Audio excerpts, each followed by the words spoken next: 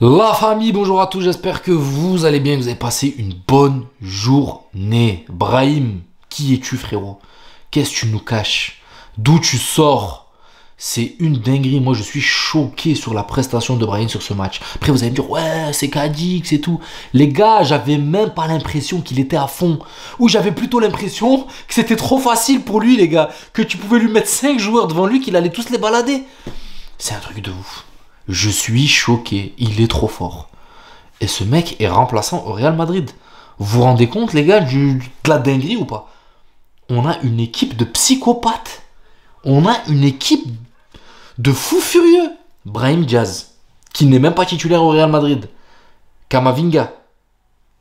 Je pourrais m'arrêter à ces deux noms. Hein. Tu sais, dans une équipe, t'as deux grosses stars, tu vois. Brahim Diaz, Camavinga, Vinicius, Rodrigo. Mbappé qui arrive. Arda Güler. Les gars, c'est un truc de fou. Et je parle même pas des ancêtres qui sont encore là et qui nous font encore plaisir. Les Modric, les Kroos, les... Wesh. On va aller où? Mais on va aller où, les gars? C'est une dinguerie, je suis choqué. Maintenant, on va rentrer dans le détail. Hein. Ce match, c'est un match qui était... voilà, normalement, le match devait être plié. Mais on a vu des choses super intéressantes. Que ça soit dans tous les aspects. Défensivement, le gardien, Courtois, qui revient. Offensivement, on a vu des lacunes, un petit peu de Rossellou, mais toujours un petit truc qui te fait vivre une émotion de ouf. C'est une dinguerie, moi, ce Real. Il y en a un qui m'a posé une question hier. Qu'est-ce qui fait que tu aimes le Real, que tu as cet amour du Real? C'est que même sur un match pourrave comme ça, où il n'y a pas grand enjeu, tu vois, Cadiz, eh ben, t'arrives quand même à vibrer, frère. Quand tu vois Nacho qui est là, qui te déborde, et qui a le choix, qui peut mettre ce but, mais qu'il en a rien à foutre et qu'il la donne à Rossellou qui en a raté 15 000. C'est beau, les gars. Et c'est pour ça que j'aime le Real, les gars, tout simplement. Parce que, je sais pas, en vrai, j'ai pas les mots, les gars. J'ai pas les mots, mais c'est une famille. Voilà, c'est une famille, cette équipe. C'est une dinguerie. Maintenant, on va rentrer quand même dans le match. Militao, il revient. Bon, il revient. C'est pour ça qu'on peut pas le taper dessus, les gars. Cette saison, elle est gratuite pour Militao. Il est de retour. Même si Sobrino lui a un peu... lui en a fait baver au physique. Il a ramassé un peu. Mais voilà, tu sens que Militao, il manque encore un peu de fraîcheur. Courtois, il a eu une seule chose à faire et il a réussi. Parade, tu vois quand tu vois un mur venir s'emparer de toi là, comme ça, venir se mettre devant toi, se dresser devant ta face, frère. Tu peux rien faire. Courtois, il est venu, il est tel un mur, frère, comme ça devant l'attaquant de Cadiz et il t'a bloqué ça, normal. Sur une erreur, une fois de plus, je crois que c'était Militao, il me semble. Hein.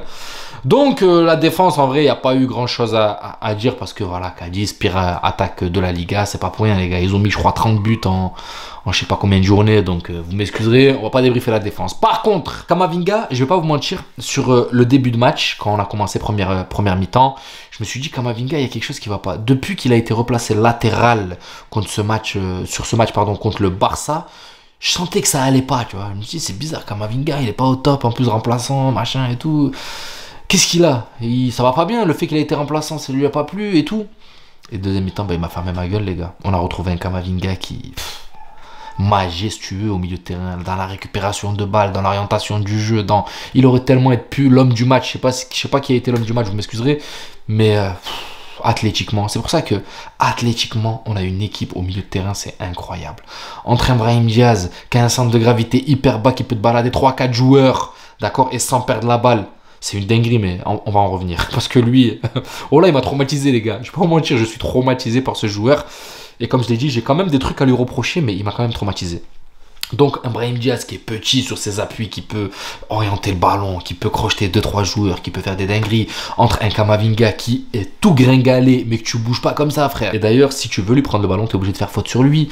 Entre un Tchouaméni qui, athlétiquement, pareil, le volume de jeu, une dinguerie. Valverde qui court pour 3-4 personnes, même s'il n'a pas joué, mais vous comprenez, je parle vraiment du niveau athlétique de cette équipe. Bellingham qui peut te courir 15 km par match. C'est incroyable, mais vrai. Modric qui a 38 ans et qui joue comme s'il en avait 32, 33. Kroos. Franchement, les gars, voilà. C'est quoi cette saison en fait? Tout le monde est en train d'atteindre son prime, peu importe l'âge. C'est un truc de ouf. C'est un truc de ouf. Donc, ce milieu de terrain qui, pour moi, a très bien joué. On a pris le contrôle, on a pris le monopole. Ceballos, il y a eu quelques pertes de balles, mais tu sens que c'est monté crescendo. Et que tu vois, le premier match contre... le dernier match de Liga, je sais plus contre qui c'était, vous m'excuserez. Mais tu vois que cette équipe était un petit peu perturbée. Et que là, deuxième match, dans la continuité, tout le monde a haussé le niveau de jeu. Et là, pour en arriver à Arda Güler. Arda Güler, je vais pas vous mentir, les gars. Beaucoup de choses intéressantes.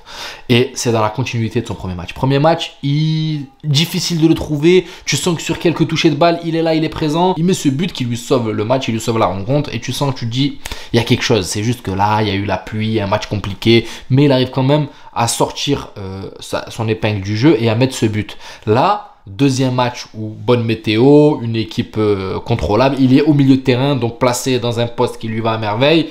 Et là, tu vois un Arda Güler qui est beaucoup plus intéressant, qui apporte beaucoup plus, qui est là dans le contrôle du jeu, qui distribue, qui oriente, qui dribble, qui se sort de 2-3 joueurs au milieu de terrain. Tu dis, ah, intéressant, coup franc, on lui laisse une très belle patte gauche parce que les coups de pied arrêtés, les corners, vous m'excuserez, mais les corners sont très bien tirés. Tu sens très bien qu'il y a le danger qui est là. Il faut juste qu'il y ait quelqu'un qui vienne couper. Donc je pense qu'Ancelotti va le laisser terminer la saison en tant que titulaire. Et c'est très bien. Parce que moi, je pense que de là à la fin de saison, sur les quelques matchs qui restent, vous allez voir que ça va être une progression qui peut être que exponentielle. Et j'en suis persuadé. Parce que plus ça avance, plus il montre vraiment de quoi il est capable. Et là, il a été intéressant. Aujourd'hui, je l'ai vraiment trouvé intéressant.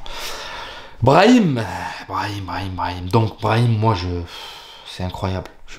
J'en perds mes mots, les gars.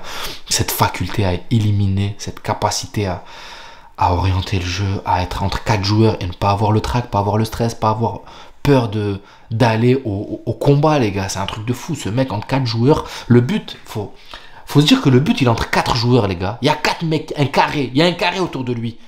Il contrôle en orientant pied droit. Il se la décale pied gauche.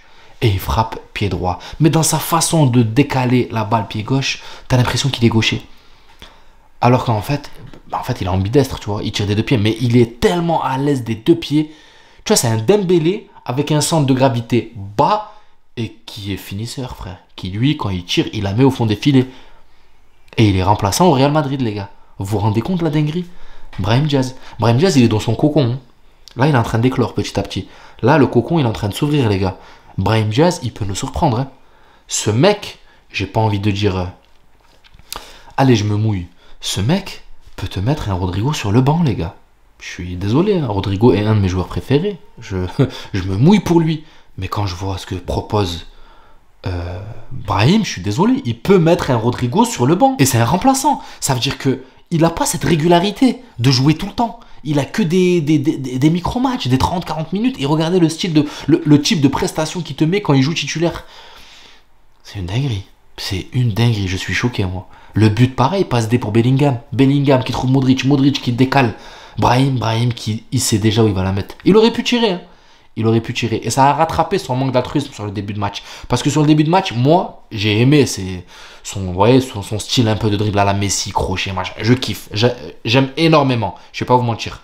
Par contre, des fois, il m'énerve. Parce qu'il fait preuve de manque d'altruisme. Des fois où il faut la donner, il la donne pas. Et des fois, il est dans l'exagération. Il abuse. Tu as 2, 3, 4 joueurs devant toi. C'est bon, frérot. Lâche. Et il faut toujours qu'il y en a un qui se plaint. Comme là, en l'occurrence, j'ai vu que c'était Ceballos qui a levé le bras ou je sais plus. Non, c'était Joselu, pardon.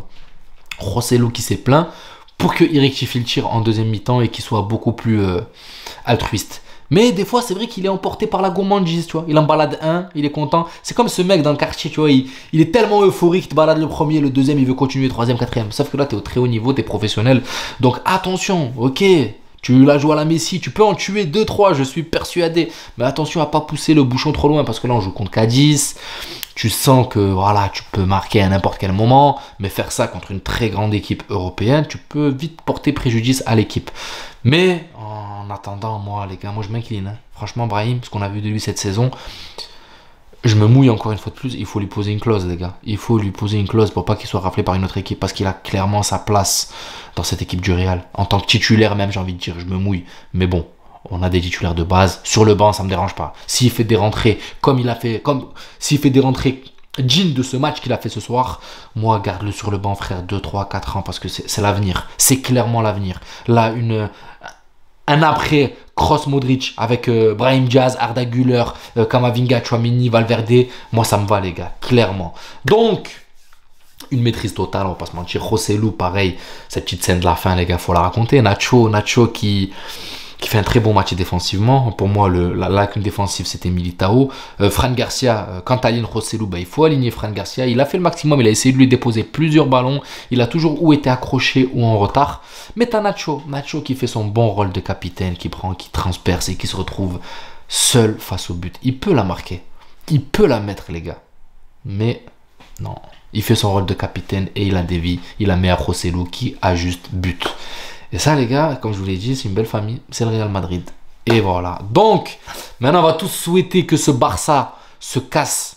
Le Barça va se casser la gueule contre Girona. J'en suis presque persuadé, les gars. Parce que match nul et nous sommes campeones. Et si on est campeones, les gars, je ferai une autre vidéo obligatoire si vous voyez la vidéo jusqu'à la fin d'ailleurs. Parce que ça m'étonnerait que les gens vont jusqu'au bout quand je vois les stats YouTube. Mais pour ceux qui vont jusqu'au bout, je vous le dis, je vous l'annonce, les gars. Si nous sommes champions, je refais une vidéo qui sera pas aussi longue, mais je refais une vidéo. Déjà pour parler un peu de ce match et du Barça parce que je vais aller vite aller le voir, même si je suis un peu en retard, mais je m'en fous.